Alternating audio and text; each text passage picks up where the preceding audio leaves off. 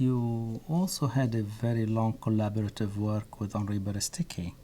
Oh yes, we wrote many papers together, some with Caffarelli on elliptic problems, and then we wrote several papers on propagation of waves in a channel or in a tube. Yes. And he has continued to work on that. I haven't, and he's done many other things, of course. But I must say I've enjoyed collaborating. That's one of the pleasures of mathematics to me. Working with other people is just pure joy. Yes. I mean, you interact with their ideas, they react to your ideas. It's just great. In fact, most of your work is collaborative. Yes, almost all my papers are joint papers. Yeah. And these days, I should work with somebody else because I make so many mistakes, some of which I catch, but not all. So my collaborators catch the others. Any other work in PDE that there is the work, for instance, in fluids that is also in PDE? Yes, I wrote one paper in fluid dynamics with Caffarelli and Bob Cohn on the so-called Navier-Stokes equations.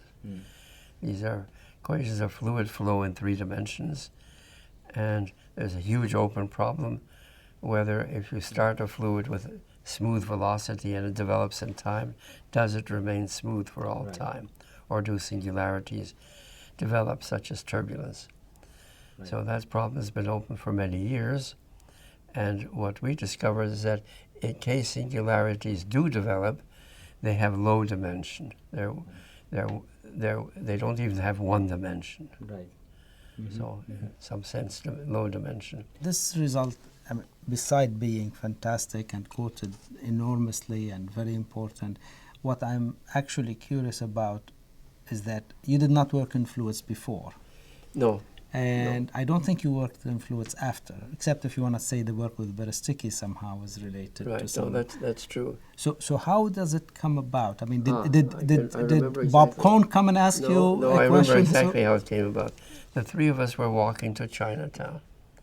Okay. And I said, you know, there's this interesting looking paper by, forgive me, I've forgotten his name, mathematician at Rutgers University, who was working on the singular set of solutions of Navier-Stokes equation and showed Schaefer, and showed that they could have at most dimensions 5/3. Okay. And I thought, there's gold in them there hills, and why don't we work on that together? It turned out Bob Cohn had read Schaefer's paper. So he explained it to us, and we began working, and we lowered the 5/3 to 1 or anything, something less than 1.